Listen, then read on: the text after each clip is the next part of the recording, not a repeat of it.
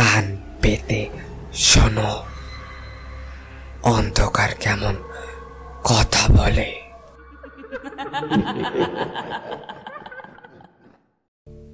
আসসালামু আলাইকুম, আমি ফারহান আছি আপনাদের সাথে।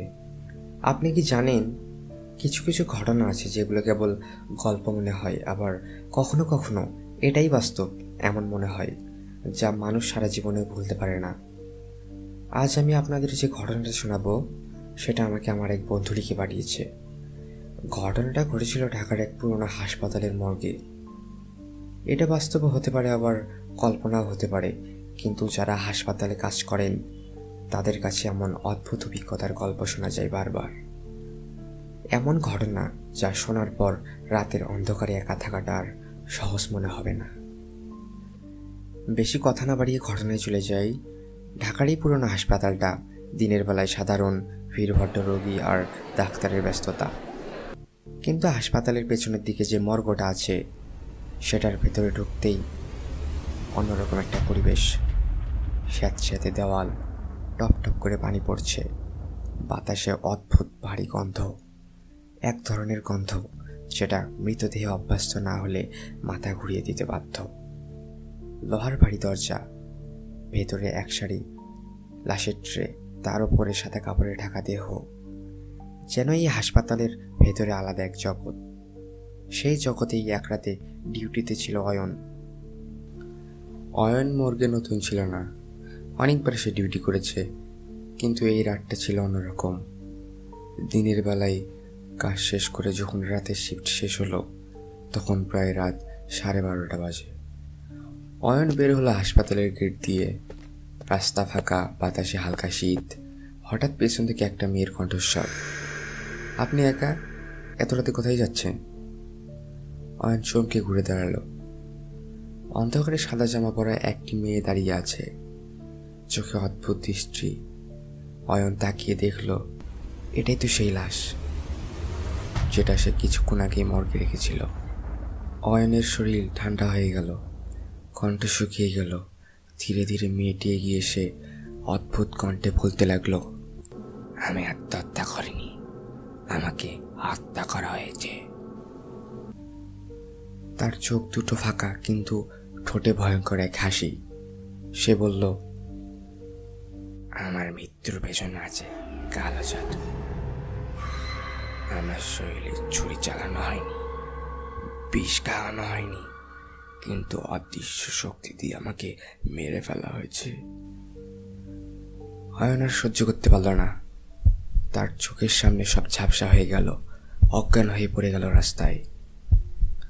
পরদিন সকালবেলা রাস্তার পাশে মানুষের অনেক ভিড়। কে ছিল অজ্ঞান হয়ে পড়ে আছে? তাকে পানি ছিটিয়ে জানানো হলো, কিন্তু অয়ন কাউকে কিছু বলল না। শুধু ফ্যাকাশে মুখ, চুপচাপ করে হাসপাতালের দিকে হাঁটতে লাগলো। লোকজন ভাবলো হয়তো ছেলেটা অসুস্থ, কিন্তু ভেতরে ভেতরে অয়ন জানতো সে যেটা দেখেছে সেটা কোনো স্বাভাবিক ব্যাপার না। সেদিন দুপুরে আবার অয়ন ডিউটিতে গেল মর্গে। কাজ ছিল মেয়েটির লাশ কাটার। সহকর্মীরা বাইরে ব্যস্ত থাকলেও অয়নকে ভেতরে একা থাকতে হলো। লোহার টেবিলের ওপর লাশটা রাখা, সাদা কাপড় সরাতেই অয়নের বুক কেঁপে উঠল। এটা সেই একই মুখ যেটা গত রাতে কথা বলছিল। ওর চোখ বন্ধ, ঠোঁট নড়ছে না, কিন্তু অয়ন অনুভব করছে যেন ফিসফিস করে কিছু বলছে, আমাকে বাঁচাও, আমার সত্যি প্রকাশ করো।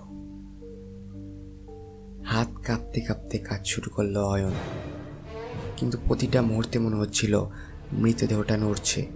মাঝে মাঝে শ্বাস ফেলার মতো শব্দ। লোহার ট্রে কেঁপে উঠছে হালকা, বাতাস ভারিয়ে উঠেছে। কেউ নেই, তবুও মনে হচ্ছিল অদৃশ্য কেউ তাকিয়ে আছে। কাজের সময় টের পাওয়া গেল অদ্ভুত কিছু চিহ্ন। শরীরের ভেতরে সাধারণ মৃত্যুর লক্ষণ নেই, বরং কালো দাগ, অচেনা ক্ষত চিহ্ন, যেন ভেতর থেকে শরীর পুড়ে গেছে। চোখের ভেতরে লাল দাগ, ঠোঁটে শুকনো রক্ত।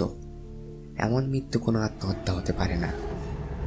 অয়ন অনুভব করল এটা এক ধরনের অকাল মৃত্যু, যেটা জাদু দিয়ে ঘটানো সম্ভব। মেয়েটির দেহ যেন অদ্ভুত শক্তি ধারণ করেছে, আর সেই শক্তি মর্গের ভেতরে ছড়িয়ে পড়ছে ধীরে ধীরে। রাত বাড়ার সঙ্গে সঙ্গেই মর্গ আবারও ভয়ঙ্কর হয়ে উঠল। টপ টপ করে পানি পড়ার শব্দ যেন আরও বাড়তে লাগলো। লোহার দরজা নিজে থেকেই কড়া আওয়াজ করে খুলে যাচ্ছিল, আবার বন্ধ হচ্ছিল। সাদা কাপড়ে ঢাকা অন্য মৃতদেহগুলো যেন নড়ে উঠছে। বাতাসে ঠান্ডা অনুভূতি ছড়িয়ে পড়ছিল। অয়ন বুঝতে পারছিল এখানে কেবল লাশ নেই, আরও কিছু আছে, অদৃশ্য কিছু। হঠাৎ লাইট ঝলসে গেল। এক মুহূর্তের জন্য পুরো মর্গ অন্ধকার হয়ে গেল। আলো ফিরে আসতেই দেখা গেল মেয়েটির দেহ আর নেই টেবিলে। কোনায় দাঁড়িয়ে আছে সে, ঠিক যেমনটা গত রাতে দেখেছিল। চোখ দুটো ফাঁকা, ঠোঁটে ফিস ফিস। সত্যি প্রকাশ কর, নাইলে তুই শান্তি পাবি না। অয়ন স্তব্ধ। তারপর সবকিছু আবার অন্ধকারে মিলিয়ে গেল। সকাল হয়ে গেছে, মর্গ আবারও ব্যস্ত। ডাক্তারেরা কাগজপত্র তৈরি করছে, রিপোর্ট লেখা হচ্ছে আত্মহত্যা। কিন্তু অয়ন স্থির দাঁড়িয়ে আছে, তার চোখ লালচে, সারা রাত জেগে থাকা মানুষের মতো। হঠাৎ সে চুপচাপ রিপোর্টটা টেনে নিল। তারপর লাশের কাছে গিয়ে সবার সামনে কাপড় সরিয়ে দেখালো। মেয়েটির শরীরে যে অদ্ভুত কালো দাগ ছিল, সে আঙ্গুল দিয়ে দেখিয়ে বলল, আপনারা দেখুন, আত্মহত্যার শরীরে এমন দপদপে চিহ্ন হয় না। দেখুন চোখের ভেতর, এটা স্বাভাবিক আত্মহত্যার চিহ্ন না, এগুলো হচ্ছে কালো জাদুর দাগ। এটা আমি কল্পনা থেকে বলছি না, রাতের পর রাত মর্গে থেকে আমি এমন দেহ দেখেছি। ডাক্তাররা প্রথমে থমকে গেল, কেউ বিশ্বাস করতে চাইল না। কিন্তু যখন সবাই মিলে চিহ্নগুলো খুঁটিয়ে দেখল, তখন আর অস্বীকার করার উপায় রইল না। অয়ন এরপর একটি নথি দেখালো, যেটা হাসপাতালের পূর্ববর্তী কিছু অদ্ভুত মৃত্যুর রিপোর্ট ছিল। সবচেয়ে অবাক করা বিষয়, প্রতিটি লাশে একই ধরনের চিহ্ন। ঘর ভারী হয়ে উঠল, কেউ কথা বলতে পারছিল না। অবশেষে দায়িত্বপ্রাপ্ত ডাক্তার ধীরে ধীরে বললেন, এটা আত্মহত্যা না, এটা সত্যিই হত্যা। এই ছিল সেই গল্প, যেটা আমাকে আমার এক বন্ধু লিখে পাঠিয়েছিল। এটা বাস্তবও হতে পারে, আবার কল্পনাও হতে পারে, কিন্তু হাসপাতালের মর্গে যারা কাজ করেন তাদের কাছে এমন অদ্ভুত ঘটনার গল্প শোনা যায় বারবার।